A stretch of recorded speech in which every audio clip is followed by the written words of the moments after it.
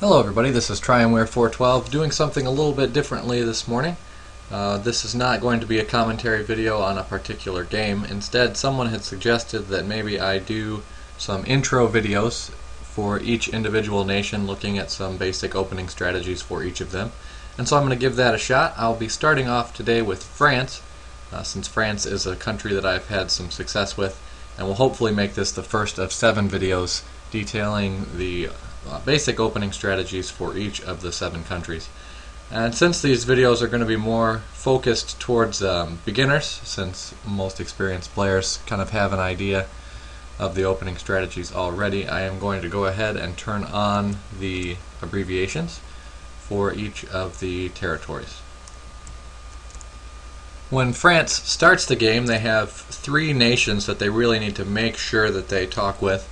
Of course, I think it's a good idea to talk with everybody, but 3 specifically that I think are very important for the French player. As well, there are 3 territories that I think are very important for the French player to decide what they're going to do with. The 3 countries, of course, the 3 neighbors, England, Germany, and Italy. And the 3 territories kind of correspond with those 3. The first being the English Channel right here, very important in your dealings with England. The second being Burgundy, this territory here, which is important in your relationship with Germany. And the third is Piedmont, right here, and kind of by extension, Piedmont, Lyon, Western Med, and North Africa, that kind of strip there, being important in your dealings with Italy. So we'll take each of those countries, each of those territories, kind of one at a time here. We'll start out up here with England and the English Channel. It is very frequently the case that England and France will contact one another very early on in the first turn and discuss leaving the English Channel empty. England wants to use his fleets, normally wants to use his fleets for other things. We'll usually move those north, and that frees France up to do things with his fleet, namely moving into the mid-Atlantic and having access to Portugal and Spain. So that is most frequently the deal that is struck, and I think as the French player it is the deal that you should strive to accomplish. The other option, or another option if you want the English Channel to be empty, is you can try to arrange a standoff, but that's really a waste of a fleet for both nations, and I think both nations recognize that. So more often it is the case that England and France decide to leave that territory empty. So as a French player, if the English player says, hey, let's leave English Channel empty, for the most part, I'm not saying this universally, but for the most part that is going to be a deal that they intend to stick by because it is better for them in the long run. The next nation is Germany, and the territory was again Burgundy right here. A German unit in Burgundy can be devastating to France. Not only does that unit have access to Belgium here, but also a German army in Burgundy could move to Paris, it could move to Marseille, or it could move through into Gascony, where it can reach Brest or Spain.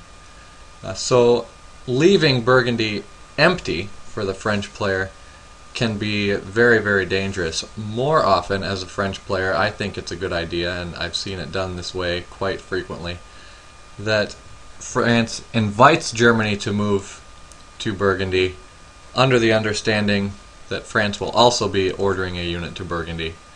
So both of those units will stand one another off, they'll bounce out of Burgundy and leave it empty.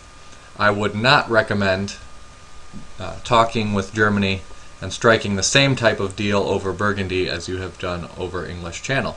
To just trust that Germany will not move into Burgundy is, in my mind, a mistake. On the other hand, if you organize or arrange the standoff and Germany decides to do something else, your worst case scenario is now you have an army in Burgundy which can reach Belgium in the fall. Well, it's not really a bad thing. And also, France has more options in this sort of deal. Germany has to order Munich to Burgundy if he wants to stand off, but France can choose between Paris and Marseille. If Marseille stands Germany off, then Paris could move to Gascony, where it can reach Spain, or it could move to Picardy, where it could reach Belgium. And on the other hand, if Paris stands off the German army in Burgundy, Marseille can move to Spain, and perhaps even move all the way through to Portugal by the fall, if that's what you want to do. So a lot of options, and I think the safest option when dealing with Germany early on to arrange that standoff in Burgundy. Last but not least, we have Italy and Piedmont, and I mentioned kind of along with Piedmont, the Gulf of Lion, Western Mediterranean, and North Africa, and I'll kind of explain where those three come in just a moment. Normally, an Italian player is not terribly interested in trying to attack France on land via Piedmont. The reason for that is Switzerland here, this little gray territory, since it's not one that can be moved into, kind of blocks any land progress from Italy into France. There's only this narrow corridor. So Italy could get an army into Piedmont, but it could not get any support there for quite some time because it would need fleets in the water to do so. So normally, Italy is happy if you contact him and say, hey, let's go for non-aggression, let's leave Piedmont empty, sort of like the arrangement with England and English Channel. But Italy will most likely ask for a larger demilitarized zone than just Piedmont, which is a good thing for you too. Saying no armies into Piedmont, no fleets in Lyon or Western Med or North Africa.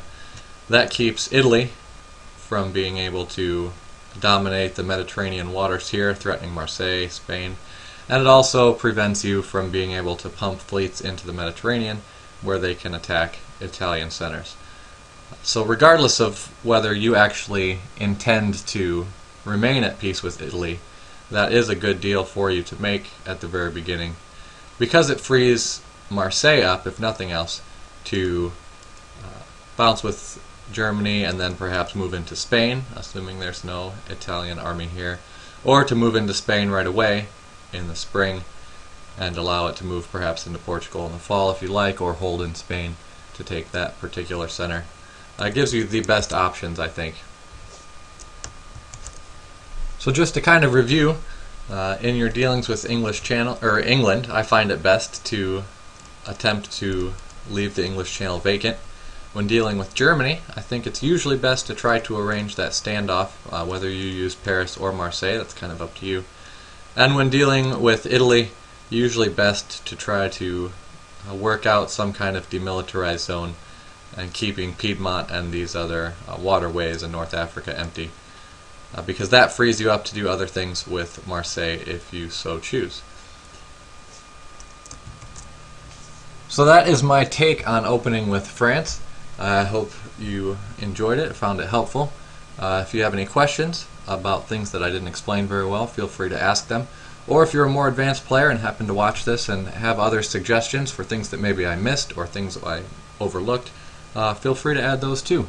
Always happy to learn from other players. So thanks for watching.